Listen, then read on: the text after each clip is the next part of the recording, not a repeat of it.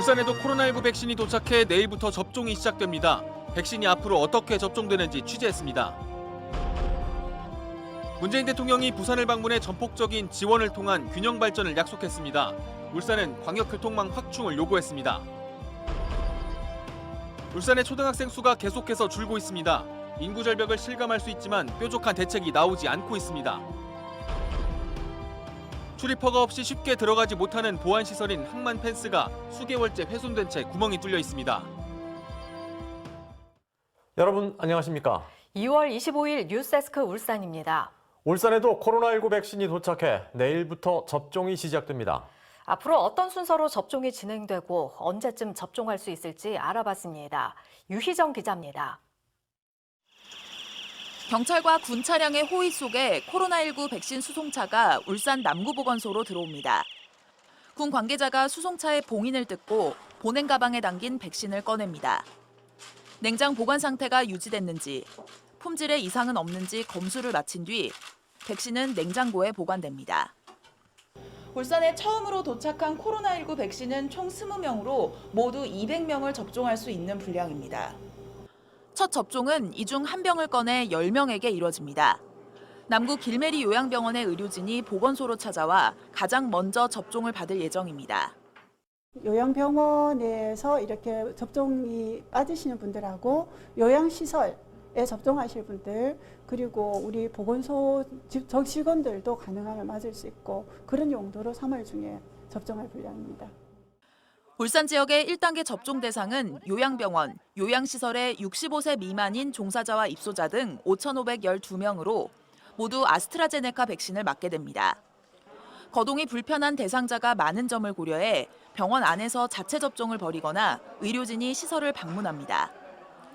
다음 달 8일부터는 지역 병원과 종합병원의 종사자 1,173명, 119 구급대와 역학조사관 등 코로나 1차 대응 요원 1,108명이 아스트라제네카 백신 접종을 받습니다. 이후에는 화이자 백신이 공급되어서 감염병 전담병원인 울산대학교 병원 종사자 2,500여 명과 양지요양병원, 생활치료센터 종사자 등에게 접종이 이뤄집니다. 이후에는 노인과 장애인, 노숙인 시설의 이용자와 종사자, 65세 이상 어르신, 의료기관 종사자 등이 접종을 받습니다. 하반기에는 소방과 경찰 인력, 교육시설 종사자, 성인 만성질환자 등이 접종을 받은 뒤 마지막으로 만 18세 이상의 성인 전체로 접종 대상이 확대됩니다. 백신 접종은 울산 지역 6곳에 마련될 접종센터와 위탁 의료기관에서 진행되며 정부의 백신 수급 상황에 따라 다양한 종류의 백신이 사용될 예정입니다. MBC 뉴스 유희정입니다. 부산 지역 장례식장과 관련한 연쇄 감염으로 코로나 확진자 1명이 추가로 발생했습니다. 북구에 거주하는 10살 미만의 어린이가 확진 판정을 받았으며 이 어린이는 부산 장례식장과 관련해 확진된 977번의 가족입니다. 이로써 해당 장례식장과 직간접적으로 관련된 울산 지역 누적 확진자는 모두 33명으로 늘었습니다. 부울경 단체장들이 문재인 대통령을 만나 동남권 메가시티 추진을 요청했습니다. 송철호 시장은 다른 시도에 비해 열악한 광역교통망 확충을 집중 요구했고 대통령은 붕괴 위기에 처한 지역의 균형 발전을 위해 전폭 지원을 약속했습니다. 유영재 기자입니다. 동해 남부선 종점인 부산 부전역. 동남권 메가시티 구축 전략 내용을 랩핑한 전동차가 플랫폼으로 들어옵니다. 송철호 울산시장은 대통령과 정부 고위 관계자들을 대상으로 프리젠테이션을 시작합니다. 동남권 메가시티 구축을 위해 광역교통망 건설의 필요성을 설명하기 위해서입니다. 오는 9월 개통되는 동해 남부선 복선 전철과 연결되는 경남 마산과 부산 부전 복선 전철에도 전동차가 다녀야 하고 부산과 울산 양산을 연결하는 광역철도는 2개 노선이 필요하며 추가로 양산과 창원을 연결하는 철도가 필요하다는 것이 핵심적인 요구사항입니다. 이렇게 되면 동남권 전체를 아우르는 이른바 동남권 대순환철도가 완성됩니다. 현재 울산과 부산, 경남을 연결하는 광역철도 총 길이는 겨우 28km, 서울과 경기, 인천 등 수도권 광역전철 617km의 22분의 1 수준입니다. 하나의 순환 철도망으로 융합시키는 결정적인 중요한 철도가 될 것으로 보입니다. 이 모든 일에 대통령 많은 관심과 지원을 호소드립니다. 부산은 2030 세계 엑스포를 유치하고 2030년 이전에 가덕 신공항 조기 개항을, 경남은 부산 신항과 진해 신항, 가덕 신공항을 연계한 동북아 스마트 물류 플랫폼 조성 전략을 제시했습니다. 불경은 동남권 메가시티를 수도권 인구 유출을 막는 효과적인 방안으로 보고 있습니다. 불경은 지난 2018년 인구 800만 명이 붕괴된 이후 현재 792만 명으로 급감했습니다. 정부는 국가균형 발전과 지역균형 유지를 선도할 동남권 메가시티 구축 전략을 힘껏 뒷받침하겠습니다. 이런 가운데 가덕 신공항 추진을 위한 특별법이 국회를 통과할 경우 동남권 메가시티가 급물살을 탈 전망입니다. MBC 뉴스 유영재입니다.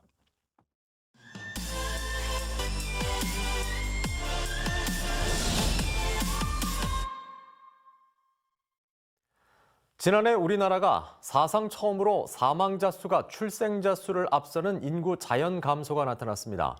울산은 특히 20, 30대가 진학과 일자리를 찾아 다른 지역으로 이동하고 있고 젊은 층은 출산을 기피하고 있습니다. 이에 따라 초등학생 수가 갈수록 줄고 있어서 인구 절벽을 실감할 수 있지만 뾰족한 대책이 나오질 않고 있습니다. 홍상순 기자입니다. 울산 남구의 한 초등학교입니다. 농촌 지역도 아닌데 전교생이 66명뿐입니다.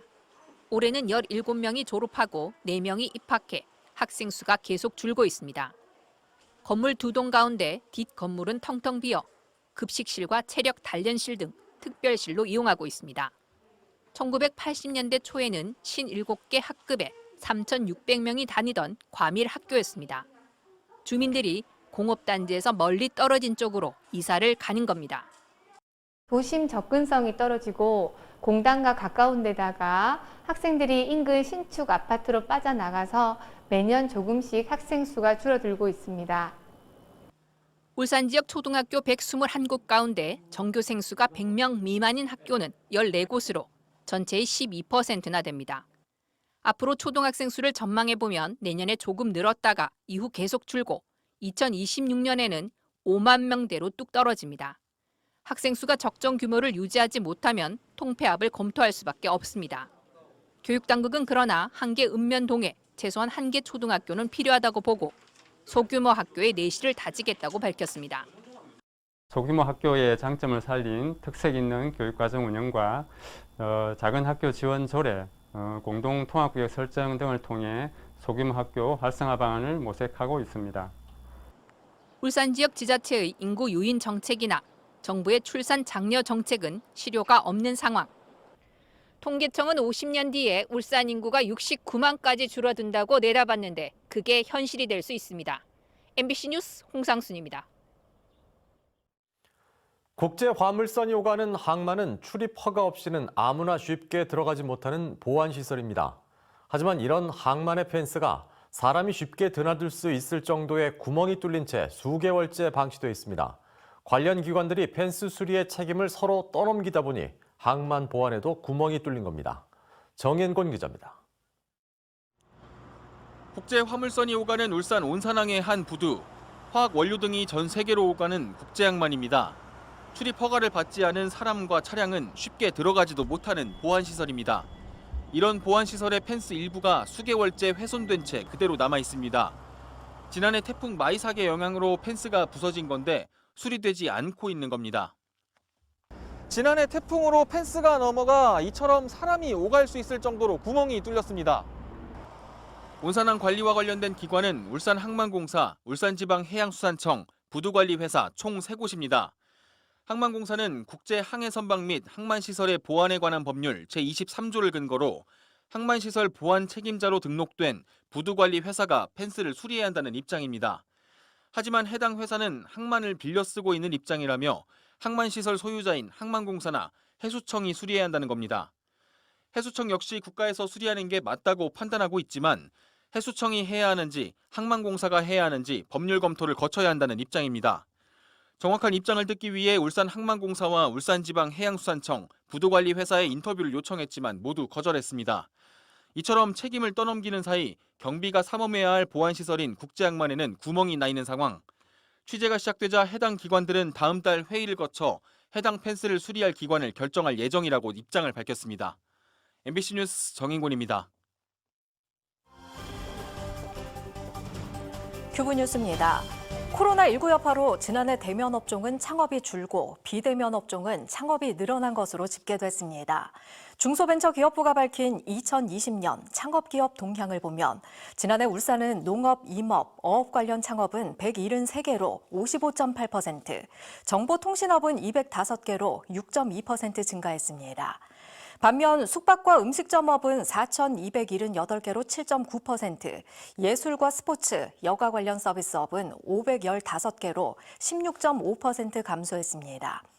한편 지난해 울산 지역 창업기업은 25,388개로 전년보다 11.5% 상승했는데 이는 임대사업자 등록 의무화로 부동산업이 81%나 늘어난 영향입니다. 남구 신정고등학교 총동문회는 오늘 울산시 교육청 프레스센터에서 기자회견을 갖고 기숙사 강제 폐쇄를 반대한다고 밝혔습니다. 이들은 우수학생 유치와 저소득층 지원 등을 위해 기숙사는 꼭 필요하다고 주장했습니다. 울산시 교육청은 도심에 있는 학교의 기숙사 운영은 부적절하다고 판단해 지난해 성신고와 울산고에 이어 올해 신정고도 예산 지원을 중단한다고 밝혔습니다. 한편 사립인 울산고는 자체 예산으로 기숙사를 운영 중입니다. 지난해 코로나19 장기화로 울산공항 이용객이 2017년 이후 3년 만에 다시 50만 명대로 떨어졌습니다. 한국공항공사에 따르면 지난해 울산공항 국내선 이용객은 모두 55만 4천여 명으로 2019년 78만 6천여 명에 비해 23만여 명이 줄었습니다. 운항 편수도 2019년 6,612편, 지난해에는 4,930편으로 25.5% 줄었습니다. 울산에서 제102주년 3.1절 기념행사가 인원 제한 등 방역수칙을 철저히 지킨 가운데 열립니다. 울산시는 사회적 거리두기 1.5단계 조치사항과 방역수칙을 반영해 참석자는 독립유공자 유가족 160명과 기관 단체장 등 지역인사 90명 등 모두 260명으로 제한해 3.1절 기념행사를 다음 달 1일 울산문화예술회관 대공연장에서 열기로 했습니다. 또 동구는 화정공원에서, 울주구는 상북면 행정복지센터와 언양읍 3.1절 독립운동 사적비 등에서 3.1절 기념식을 엽니다.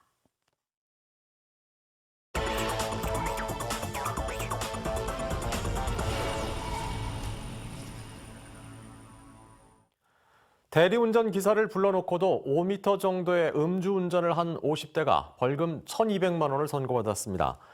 울산지법 형사 4단독 김정석 부장판사는 도로교통법 위반 혐의로 재판에 넘겨진 A씨에게 벌금 1,200만 원을 선고했습니다.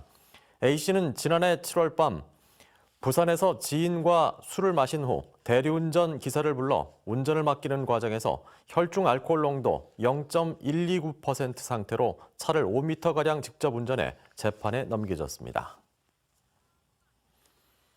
울산 지역의 보이스피싱 발생 건수는 전년 대비 37% 줄었지만 피해자 1인당 피해 금액은 증가한 것으로 나타났습니다.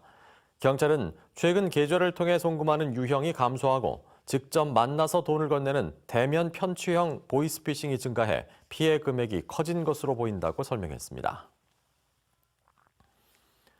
노키 교육감은 백신 접종을 앞두고 오늘 교직원에게 백신을 우선 접종해 줄 것을 정부에 요청하는 성명서를 발표했습니다. 노 교육감은 학생들을 위해 등교 수업을 확대하고 지속해야 한다며 3분기로 예정된 교직원 백신 접종 계획을 앞당겨 실시해달라고 밝혔습니다. 지난해 개학 연기와 원격 수업으로 학습권 침해는 물론 교육 양극화, 영양 불균형, 정신건강 악화 등 여러 문제점이 드러났다고 덧붙였습니다. 동구가 오늘 기자회견을 열고 해양관광 특화도시로 만들기 위한 방어진항 재생 프로젝트를 발표했습니다. 동구는 5년 동안 16개 사업에 약 90억 원을 투입해 중앙광장과 전망대, 야시장 등을 개설하고 민간 숙박시설을 유치하겠다는 계획입니다. 또한 방어진항 개발을 통해 대표 관광지인 대왕암공원과 슬도를 연계해 체류형 관광지로 변화시키겠다고 밝혔습니다. 울산시는 주력 산업의 침체와 코로나19로 어려움을 겪는 중소기업의 청년 근로자들에게 지원금을 지급합니다. 지원 인원은 500명으로 1인당 100만 원 상당의 울산페이가 지급됩니다. 대상은 2018년 이후 울산 지역 중소기업에 입사한 청년 근로자로 울산에 사는 만 19세에서 39세 기준 중위소득이 150% 이하 등입니다. 울산 옹기축제가 한국축제콘텐츠협회에서 주최하는 2021년 제9회 대한민국 축제 콘텐츠 대상에서 비대면 축제 대상을 수상했습니다. 코로나19 감염 확산 우려 속에서도 지난해 11월 10일간 개최된 울산 옹기축제는 2020 집으로 찾아가는 옹기축제를 테마로 온라인과 오프라인을 결합한 방식으로 개최됐습니다. 지난해 축제에는 온라인 38만 5천 명, 현장 체험 2만 9천 명이 참여했습니다. 울산시가 2030년 울산시 도시주거환경정비 기본계획을 고시했습니다. 울산시는 2030년 기본계획의 가장 큰 특징은 재개발과 재건축을 위한 정비예정구역 지정 절차를 생략한 것으로 사업기간을 대폭 줄일 수 있다고 설명했습니다. 또 준주거지역의 기준 용적률을 350%, 최대 허용 용적률을 500%로 상향 조정했으며 지역건설업체 참여 때 용적률을 최대 20%까지 확대해 주기로 했습니다. 울주군 지역의 도시가스 보급률이 낮아서 주민들이 에너지 이용에 큰 불편을 겪고 있습니다. 경동도시가스가 울주군에 제출한 자료에 따르면 울주군 지역 도시가스 보급률은 86%로 울산 전체 보급률인 95%에 비해 현저하게 낮았습니다.